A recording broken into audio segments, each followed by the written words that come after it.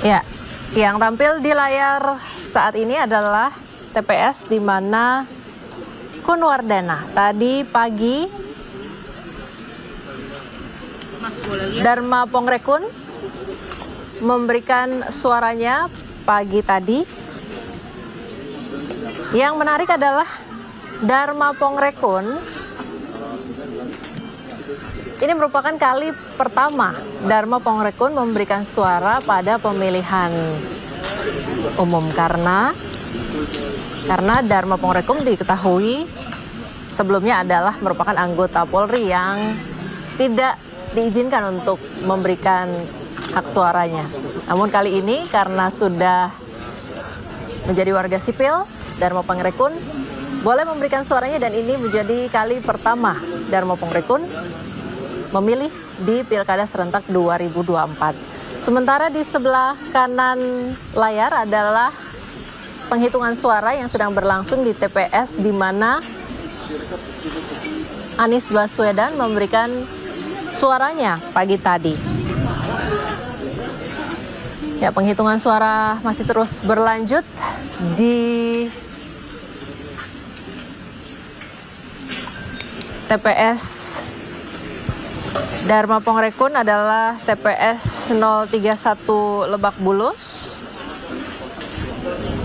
Kita menyaksikan bahwa penghitungan suara sementara ini paslon nomor urut 3 yang unggul.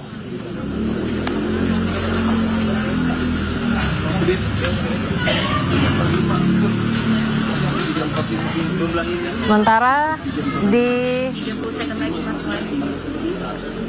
TPS Anies Baswedan adalah TPS 29. Yang unggul adalah Pramono Anung dan Rano Karno. Baik di TPS Dharma Pongrekun maupun di TPS Anies Baswedan, unggul pasangan calon nomor urut 3, Pramono Anung dan Rano Karno.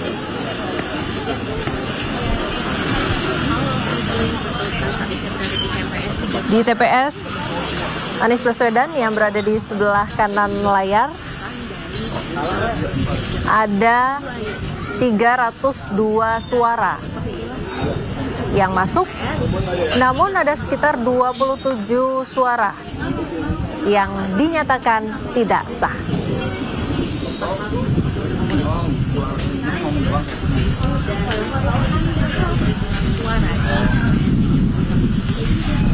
Di TPS 29 tempat mantan Gubernur DKI Jakarta Anies Baswedan mencoblos, Pramono Anung Rano Karno mendapat suara terbanyak dengan 190 suara dari total suara sah 239. Artinya hanya ada 49 suara untuk paslon nomor urut 1 dan nomor urut 2 selain Pramono Anung dan Rano Karno.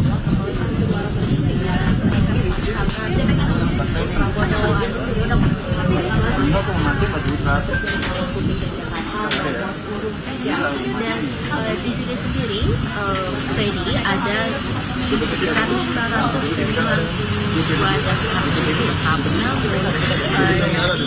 informasi yang kami dapatkan saat ini jumlah surat suara yang terpakai itu hanya 323. Di sebelah kiri layar ini adalah TPS 31 Lebak Bulus di mana Dharma Pongrekun atau calon gubernur Jakarta nomor urut 2 mencoblos memberikan hak suaranya pada pagi tadi. Suara yang dinyatakan tidak sah karena ada yang pencoblosan double, juga ada yang rusak seperti itu.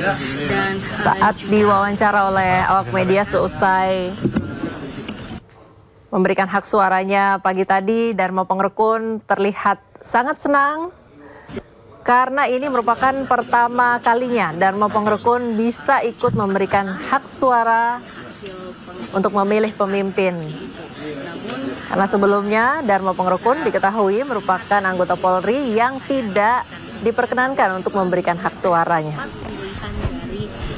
Cek dari Dharma dimenangkan oleh pasangan nomor 3 yaitu cek dan juga Rano Karno, dan ini juga memang sesuai dengan sejumlah lembaga survei, yaitu ada beberapa. Sebelah kiri layar adalah TPS 31 Lebak Bulus, tempat Dharma Pangrukun memberikan hak suara, sementara di sebelah kanan layar adalah TPS 29 Lebak Bulus yang menjadi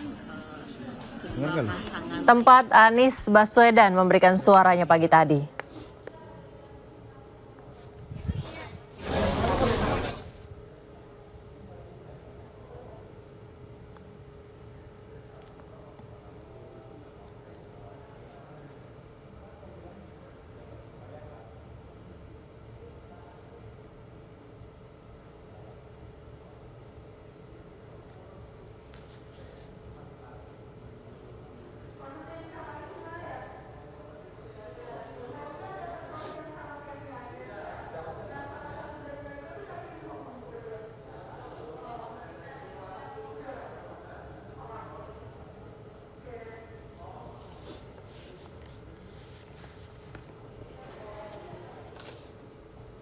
Ya, di TPS masih berlangsung penghitungan suara di sejumlah TPS, namun sejumlah TPS lain sudah selesai penghitungan suara dan petugas sedang melakukan pengesahan untuk dokumen-dokumen yang perlu ditandatangani bersama dengan saksi.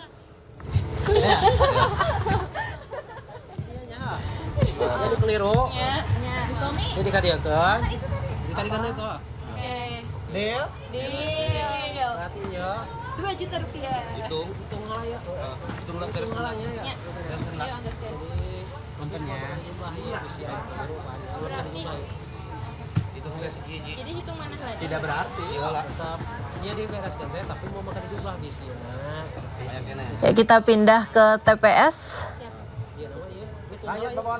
Ini TPS di Solo, Jawa Tengah, di mana penghitungan suara masih dilakukan. Di sejumlah TPS, penghitungan suara sudah selesai, namun di sejumlah TPS lain seperti yang tampak di layar, penghitungan suara masih terus dilakukan. Penghitungan suara ini selesai atau tidaknya di siang hari ini ditentukan oleh banyaknya surat suara yang masuk berdasarkan dari data pemilih yang masuk di TPS tersebut. Jika data pemilihnya dalam jumlah yang lebih banyak, maka penghitungan suaranya akan berlangsung lebih lama.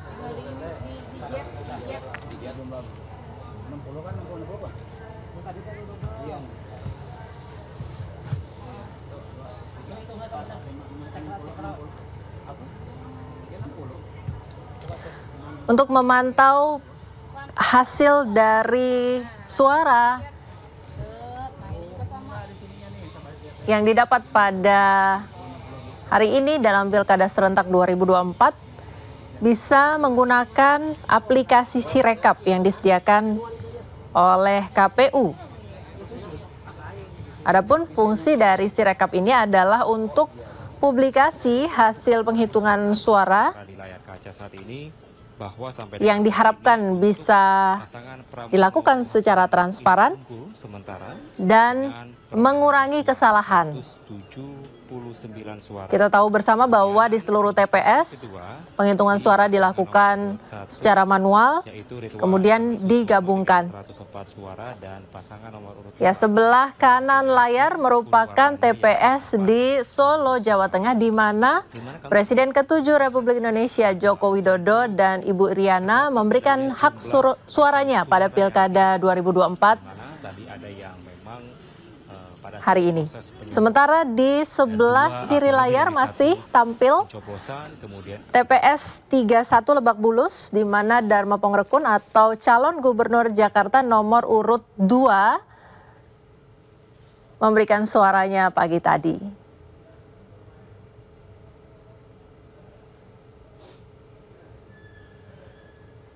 Yang menarik adalah di TPS sebelah kiri layar, di mana Darmo Pongrekun memberikan hak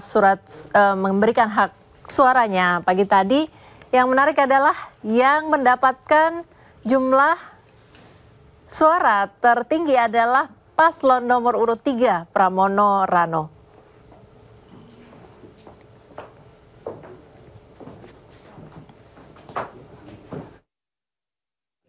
Tidak mau ikut campur atau mau cawe-cawe terkait dengan bagaimana hasil dari proses perhitungan suara pada saat ini. Karena dirinya memastikan bahwa setidaknya dari masa kampanye yang sudah dilakukan beberapa waktu belakangan ini, pihaknya dan juga tim sukses telah memberikan yang terbaik dengan menyuarakan setiap visi misi program yang akan dikerjakan dan juga tidak terlalu ikut campur terutama terkait dengan adanya isu dari politik uang yang memang ini santer didengarkan oleh Darmo Pongrekun yang menyampaikan tadi bahwa tidak mau ikut campur dan hanya fokus kepada proses dari kampanye yang dilakukan.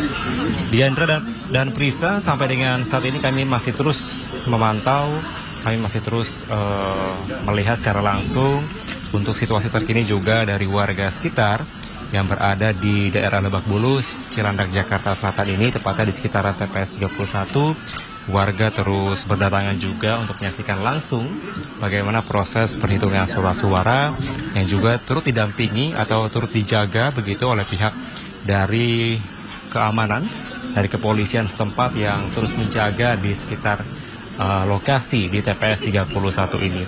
Tentunya ini bukanlah hasil akhir, Diandra dan juga Prisa, karena sampai dengan saat ini kami memantau petugas masih secara teliti untuk menghitung satu persatu surat suara agar tidak ada yang salah, tidak ada yang terlewat ataupun tidak ada yang keliru dari proses perhitungan surat suara.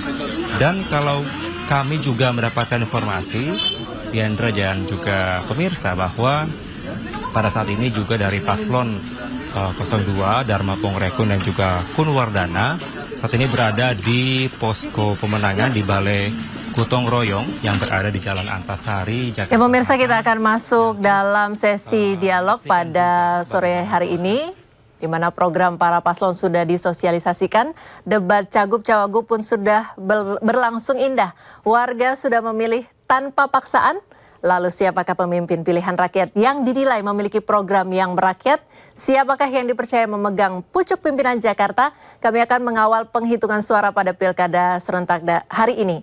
Dan sudah bersama kami hadir di studio juru bicara dari RK Susono Angki Yudhistia, kemudian Jubir Darmakun Mbak Leni Siregar, kemudian ada Jubir Pramono Rano Ilham F. Wiratmaja. Selamat sore Mas Mbak semuanya. Selamat sore, Mbak Fisa. Apa kabar? Deg-degan nggak hari ini? Aku nanya dulu, deg-degan nggak hari ini? Deg-degan sih. Deg-degan. Pada nyoblos di mana? Saya di Pancoran tadi. Nyoblos di Pancoran. Mbak? TPS Cijantung.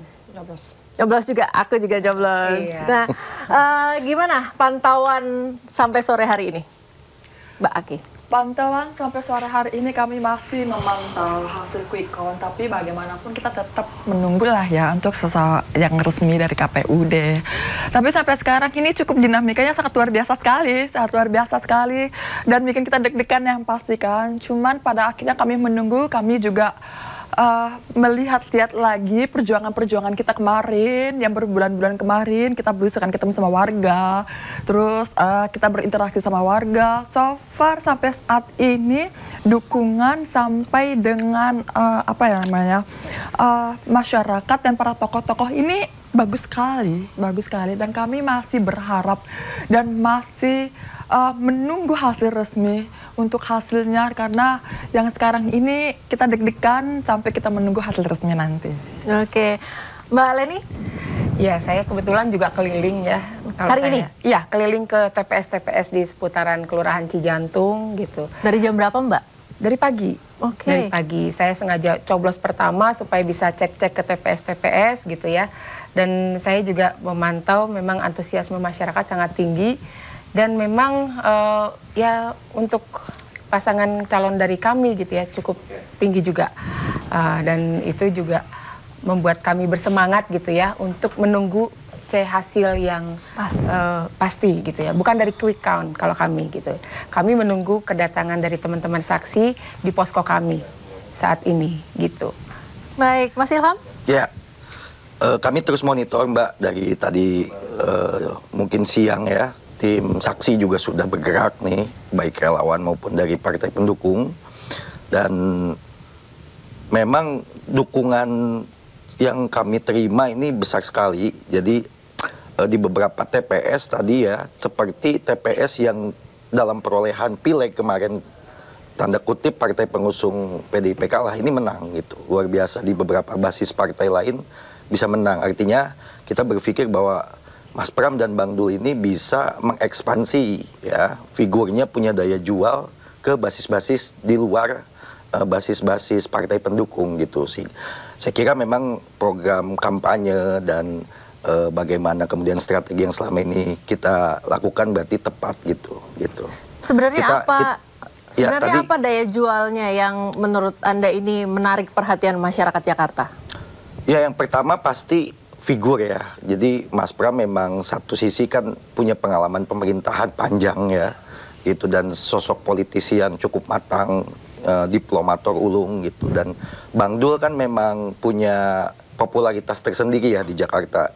Memang jadi ini saling melengkapi kedua program yang saya kira program-program yang tidak terlalu muluk-muluk, tidak banyak kosmetik, tapi program-program yang dibutuhkan masyarakat yang menjadi problem solving daripada masalah yang ada di Jakarta. Yang ketiga, saya kira kampanye simpatik ya. Selama ini Mas Pram tuh berusaha untuk mengeluarkan positive vibes gitu ya, untuk para pemilih juga terutama anak muda gitu, bahwa Jakarta membangun optimisme Jakarta itu gitu dengan program-program yang memang bisa secara realistis dijalankan dan dibutuhkan gitu. Jadi itu sih gitu. Jadi meskipun secara tensi dinamika pasti ada di Pilkada Jakarta, apalagi kita juga mengawasi adanya takutnya ada intervensi atau intimidasi gitu. Tapi saya apresiasi nih para penyelenggara pemilu ya, aparat yang sejauh ini saya kira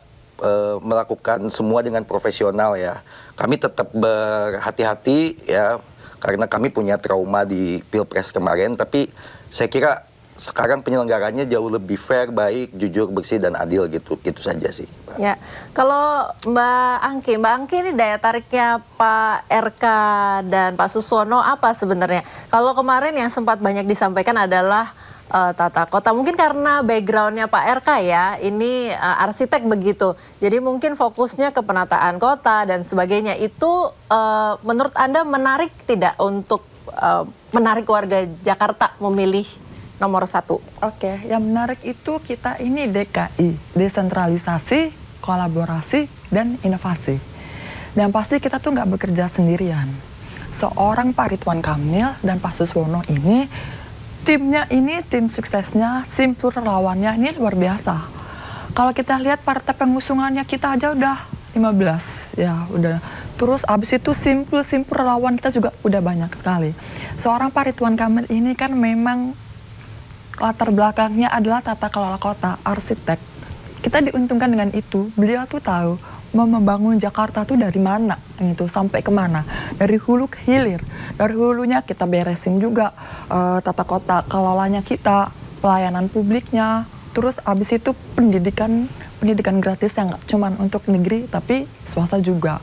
Terus habis itu kesehatan. Mungkinkah pendidikan gratis untuk semua, baik negeri maupun swasta, itu implementasinya bagaimana? Karena kita tahu bersama bahwa sekolah di Jakarta ini luar biasa banyaknya untuk mengakomodir banyak warga Jakarta, bahkan luar Jakarta begitu. Yes, memungkinkan. Dengan APBD-nya itu bisa memungkinkan. Memang dikhususkan untuk yang membutuhkan ya Mbak, untuk yang membutuhkan. Kita anggota legislatif, kita sudah saling berdiskusi dan FGD, dan untuk secara APBD itu memungkinkan sekali. Dan bahkan untuk anggota legislatif kan itu sudah masuk dalam diskusi yang untuk bisa dimulai dalam 2025, dan itu sangat memungkinkan sekali. Jadi pendidikan yang secara gratis ini tidak hanya untuk negeri saja, tapi untuk juga swasta. Dan hal ini bukan hanya sekedar janji saja, tapi ini juga ada perhitungannya. Dan itu yang membuat kami merasa meyakinkan dan merasa yakin dan meyakinkan masyarakat. Nah, tapi kan nggak cuma pendidikan aja, tapi kan juga setelah after dari pendidikan itu apa? Misalnya dari kesehatan. Kesehatan dengan dokter keliling, khususnya untuk lansia. Lansia ini kan kemana-mana kan susah. Kita bisa kerjasama dengan puskesmas terdekat. Dari situ, dokter-dokter ini bisa jemput bola. Nah, itu ke rumah-rumah. Dan itu yang waktu kita turun ke bawah itu lansia itu kayaknya berkaca-kaca gitu, seneng banget karena akhirnya diperhatikan. Lalu juga untuk tenaga kerjaan. 1 juta lapangan pekerjaan dari Pak Ridwan Kamil dan Pak Suswono, yaitu 600.000 formal, 300.000 informal, dan 100.000 padat karya. Dan hal-hal inilah yang menjadi menjadi value-nya. Terlebih Pak Suswono. Pak Suswono ini yang kita lihat adalah beliau memang latar belakangnya government, pemerintahan cukup banyak. Dan PKS, kami meyakini bahwa PKS itu sangat kuat sekali di Jakarta. Dan anggota legislatif yang paling tertinggi jumlahnya itu adalah PKS. Jadi maka dari ini adalah kolaborasi 2 paslon yang saling berkesinambungan, yang saling satu sama lain mendukung satu sama lain. Sehingga yang membuat simpul-simpul relawan dan tim penggerakan ini bergerak bersama-sama untuk kemenangan. Baik, paslon 1 udah, paslon 3 udah, supaya seimbang ini paslon 2 juga kami beri kesempatan. Apa yang dijual begitu dan menarik untuk warga Jakarta yang ditawarkan oleh Pak Dharma dan juga Pak Kun, terutama karena paslon nomor 2 ini lebih muda dibandingkan paslon 1 dan paslon 3. Muda dalam hal bukan usia, tetapi muda dalam pemerintahan. Karena backgroundnya calon gubernurnya dari kepolisian, kemudian wakilnya dari akademisi, begitu. Akademisi dan buruh juga ya, internasional. Aktivis buruh? Bukan, di keorganisasian organisasi. Gitu. Jadi ini memang belum banyak dikenal Pak Kun ini, tapi beliau lebih dikenal di dunia internasional. Jadi Mbak Priska, yang dilihat masyarakat di sini dari paslon kami 02 itu adalah ketulusannya. Jadi itu saya rasakan ketika saya terjun ke bawah ikut mereka kampanye gitu. Juga ketika kampanye terakhir itu kebetulan di rumah saya gitu ya, sebelum kampanye akbar. Itu mereka antusias karena melihat ketulusannya. Baik, ya. Kita tahan sedikit, nanti bisa dilanjutkan karena kita akan bergabung sejenak ke konferensi pers dari tim Ridwan Kamil. Bahlil untuk mencoblos dan juga ke Bandung karena hak pilihnya ada di Kota Bandung, dan juga Mas Suswono juga hak pilihnya ada di Bogor, ya. Tapi Mas Suswono hari-hari memang lebih banyak di Jakarta.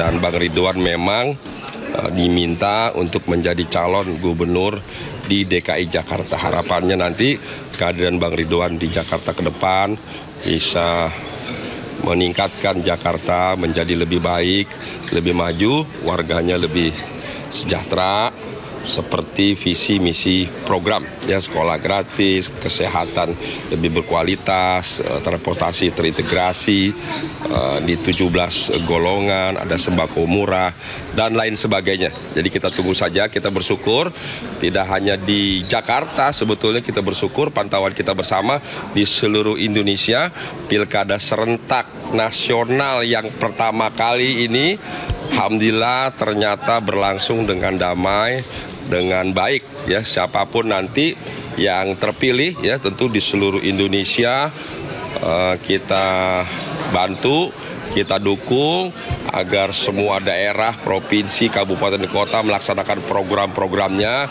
bisa bersinergi positif mendukung program pemerintah pusat yang dipimpin oleh Bapak Haji Prabowo Subianto ya. Saya kira itu yang paling penting dan prinsip. Selebihnya nanti kita tunggu pada hari ini. Insya Allah hari ini selesai nanti menurut perhitungan real count dan juga quick count, dan nanti mulai besok rencananya KPU secara berjenjang akan memulai perhitungan suara ya. Itu ya. Cukup ya, terima kasih. Optimisnya 1 putaran atau 2 putaran nih kira-kira? Insya Allah kita optimis 1 putaran yang terbaik ya. Baik ya, terima kasih ya. Ya, ini tadi kita saksikan bersama ada tim dari RK yang sudah memberikan komentar tentang perhitungan suara dan juga pencoblosan dari Pak RK dan Pak Suswono. Mbak Anggi boleh ditanggapi sedikit tadi dari Pak Reza? Seperti ketum kita bilang, pilkada hari ini, pilkada tahun ini damai. Oke. Damai dibanding yang sebelum-sebelumnya gitu ya. Walaupun sebenarnya kalau bukan gimana, berbulan-bulan kita diserang terus nih ya. Terlebih dari 03 pagi tadi juga udah nyerang-nyerang kita gitu ya. Anget-angetnya gitu ya. udah paham ya seperti itu. Tapi memang kalau kita melihat bahwa Pak Ridwan Kamil dengan Pak Suswono itu nyoblos di Jakarta. Memang Pak Ridwan Kamil masih di Jawa Barat, Pak Suswono juga Jawa Barat. Unik ya? Iya, karena calon pemimpin Jakarta tapi nyoblos untuk pemimpin lain di luar Jakarta gitu. Kita lihat waktu Pak Jokowi juga sama. Waktu Pak Jokowi itu di Solo pada waktu itu. Tapi terbukti Pak Jokowi memimpin Jakarta, bahkan sampai presiden. Nah, artinya dari situ adalah kepenugasan yang ini bukan berarti karena kita menyoblos di daerah, bukan berarti tidak bisa menjadi pemimpin Jakarta. Kita bisa melihat track record dan rekam jejaknya. Rekam jejak Pak Ridwan Kamil itu adalah 10 tahun memberesin kota. Beliau jadi paham betul harus seperti itu. Hal-hal yang seperti ini kan kita lihat seperti Pak Jokowi bilang, rekam jejak. Rekam jejak inilah yang bisa membuktikan bahwa capability seorang pemimpin itu untuk pengalamannya itu bisa untuk diwujudkan, diimplementasikan. Baik, masih seru, tetap seru dan akan lebih seru lagi karena pertanyaan-pertanyaan saya akan lebih seru untuk 3 tim ses dan jubir ini. Kita akan break dulu pemirsa, tetap bersama kami di Pemimpin Pilihan Rakyat.